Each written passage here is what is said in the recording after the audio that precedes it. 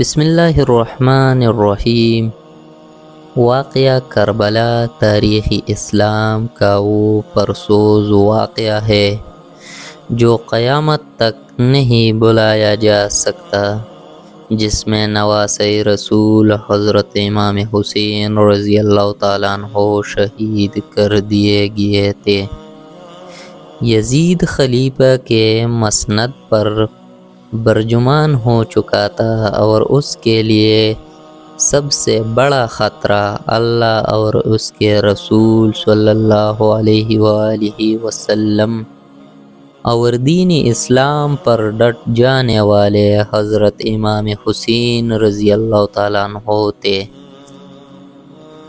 جنہوں نے نانا کے حق دین پر مر مٹنے اور اسے بچانے کی قسم کھا رکھی تھی۔ یزید سمجھ رہا تھا کہ والد اور بھائی کی شہادت کے بعد حضرت امام حسین رضی اللہ تعالیٰ عنہ کمزور ہو چکے ہیں۔ اس نے سوچا اپنی طاقت کو مزید بڑھانے اور حکومت کو مکمل طور پر اپنے قابو میں کرنے کے لیے آپ رضی اللہ تعالیٰ عنہ کو راستے سے ہٹانا فائدہ مند ہوگا، لیکن اسے شاید معلوم نہیں تھا کہ سردار جنت کے لیے دنیاوی خلافت کوئی معنی نہیں رکھتی۔ کوفہ والوں کی یہ سینکڑوں خطوط حضرت امام حسین رضی اللہ تعالیٰ عنہ کو موصول ہوئے، جن میں یزید اور اس کے اعلیٰ کاروں کے مظالم بیان کیے جاتے تھے اور دین اسلام کو درپیش خطرات سے آگاہ کیا جاتا تھا۔ ایک اطلاع آپ کو یہ بھی ملی کہ شراب نوشی عام ہو چکی ہے۔ اپنے والد امیر المؤمنین حضرت علی رضی اللہ تعالیٰ عنہ کی جائے شہادت پر جانے اور اپنے لوگوں کی رہنمائی کے لیے آپ نے مدینہ سے کوفہ جانے کا فیصلہ کیا۔ کوفہ کی طرف روانگی۔ چنانچہ رجب سن 60 بجری کو آپ رضی اللہ تعالیٰ عنہ اپنے 72 ساتھیوں کے ساتھ مدینہ سے کوفہ کی طرف روانہ ہوئے۔ براستہ مکہ حضرت امام حسین رضی اللہ تعالیٰ عنہ اپنے 18 اہل بیت اور 50 اصحاب کے ساتھ کربلا پہنچے۔ 8 ذو الحجہ کو آپ رضی اللہ تعالیٰ عنہ کو کوفہ والوں کی اس شکل کا اندازہ اس وقت ہو چکا تھا جب آپ نے اپنے چچا زاد بھائی مسلم بن عقیل کی شہادت کی خبر سنی، لیکن آپ نے اپنا سفر جاری رکھا۔ شاید آپ اپنے نانا حضرت محمد صلی اللہ علیہ وآلہ وسلم کی اس پیشن گوئی کا انتظار کر رہے تھے، جس کا ذکر حضرت محمد صلی اللہ علیہ وآلہ وسلم نے اپنی زوجہ ام المؤمنین حضرت ام سلمہ رضی اللہ تعالیٰ عنہ سے کیا تھا۔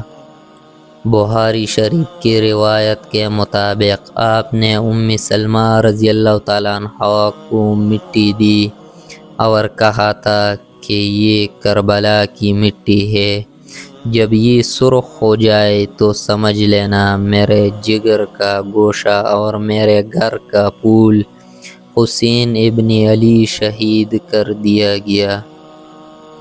مقام کربلا۔ حضرت امام حسین اہل بیت کے ہمراہ 2 محرم الحرام سن 61 ہجری کو کربلا پہنچے۔ بعض روایت میں آتا ہے کہ جب آپ کی سواری کربلا کے ریگستان میں پہنچی تو آپ کے گھوڑے پر ایک عجیب سی کیفیت طاری تھی، جسے وہ یہاں سے آپ کو لے کر دور بھاگنا چاہتا ہو۔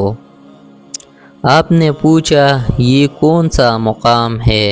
تو معلوم ہوا یہ سرزمین کربلا ہے۔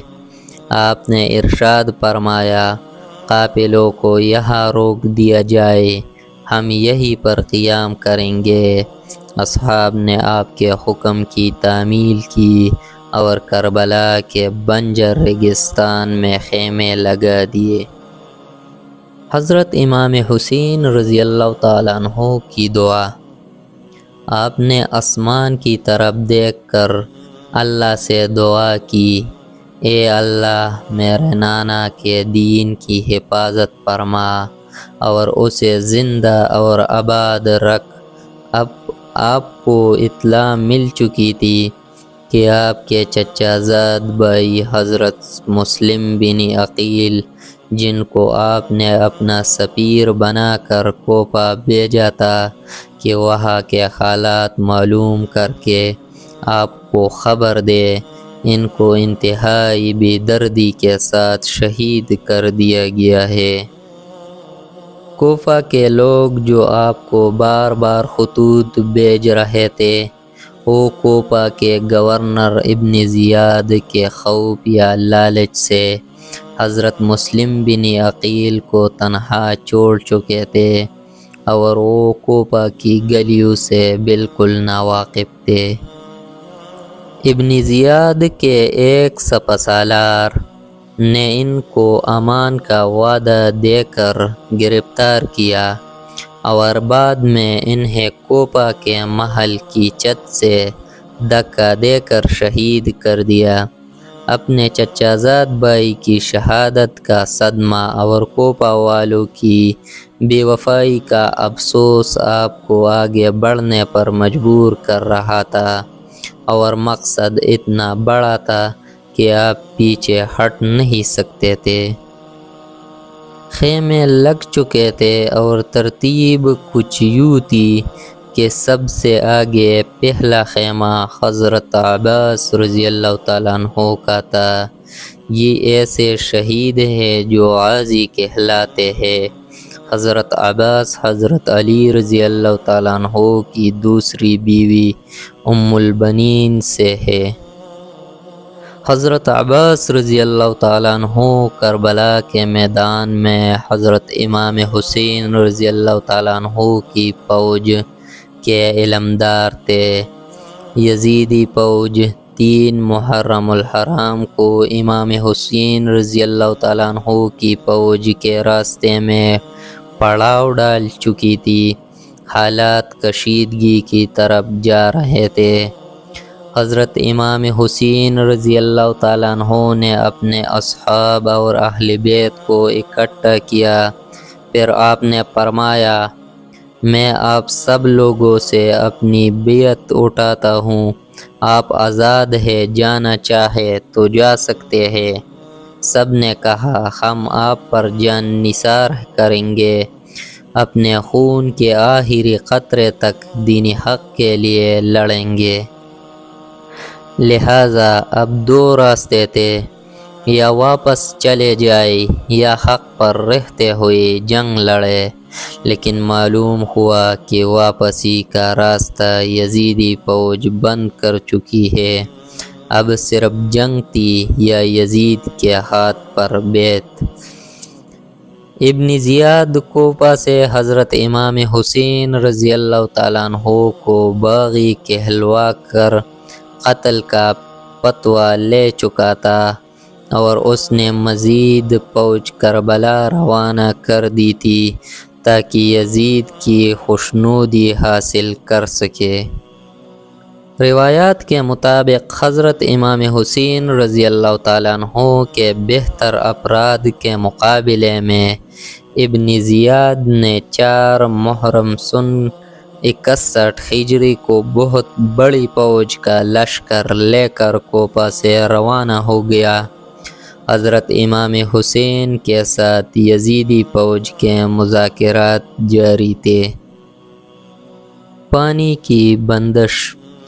7 محرم الحرام کو یزیدی فوج نے حضرت امام حسین رضی اللہ تعالیٰ عنہ کو پیغام بھیجا کہ آپ اپنے خیمے پانی کے قریب سے اٹھا لیں امام حسین رضی اللہ تعالیٰ عنہ نے پانی بند کرنے کا یہ ظلم اس لیے برداشت کر لیا کہ کہیں بعد میں لوگ یہ نہ کہے کہ حضرت امام حسین رضی اللہ تعالیٰ عنہ اور یزیدی فوج نے تنازع پانی کا کیا اور یہ جس پر لڑائی ہوئی۔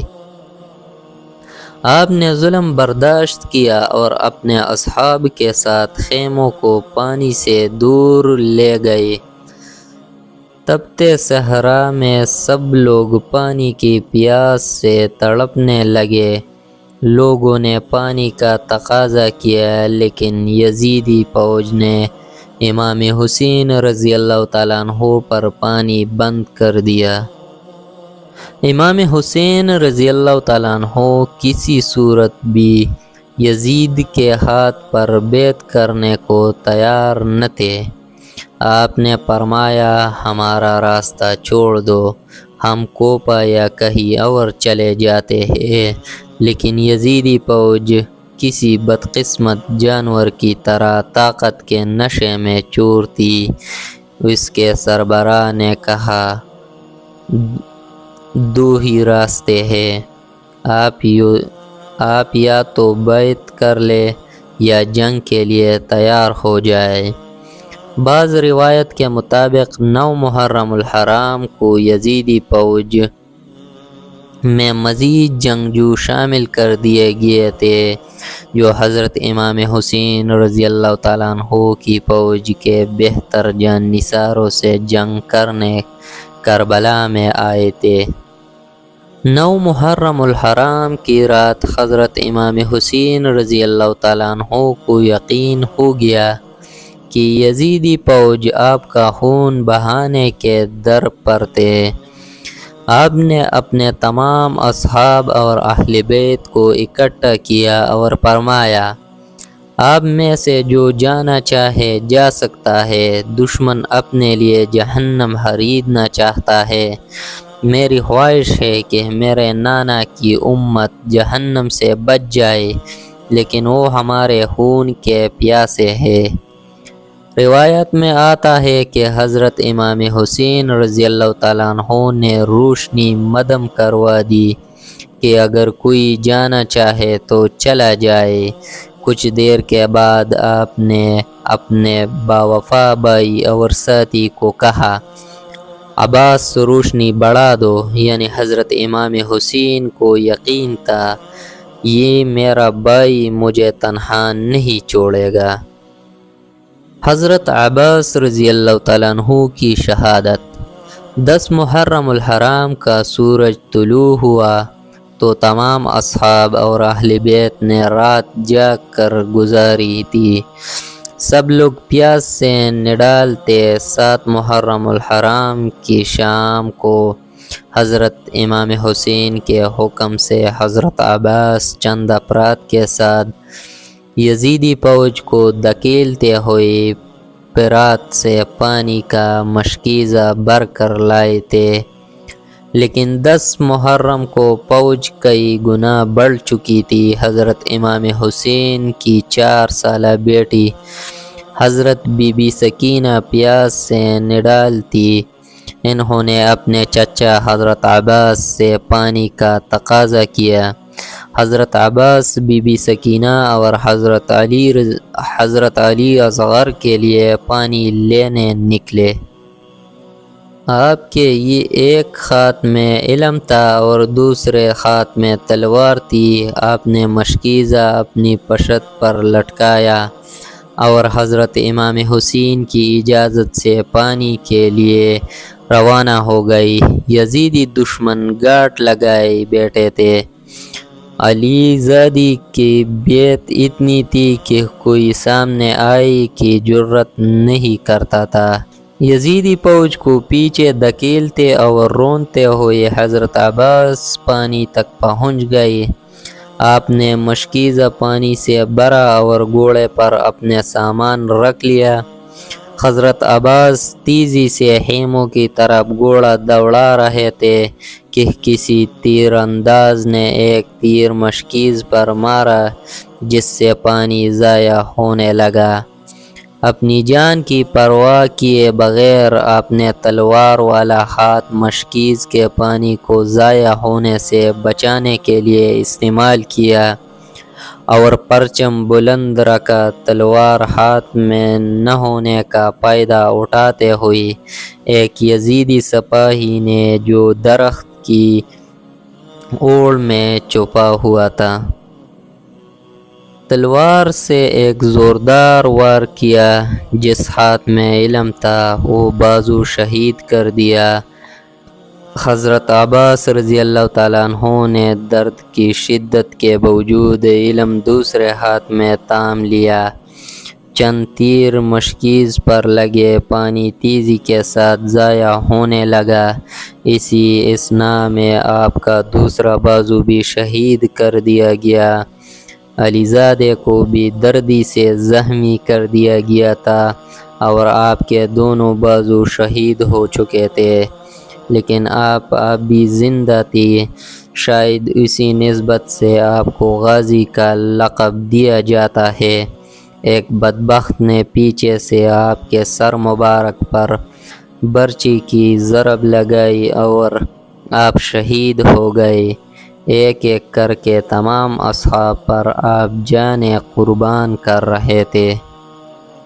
امام حسین رضی اللہ تعالیٰ عنہ نے ان ظالموں کو آخر تک یہی ترغیب دیتے رہے کہ اے ظالموں، کیوں اپنے لیے جہنم خریدتے ہو؟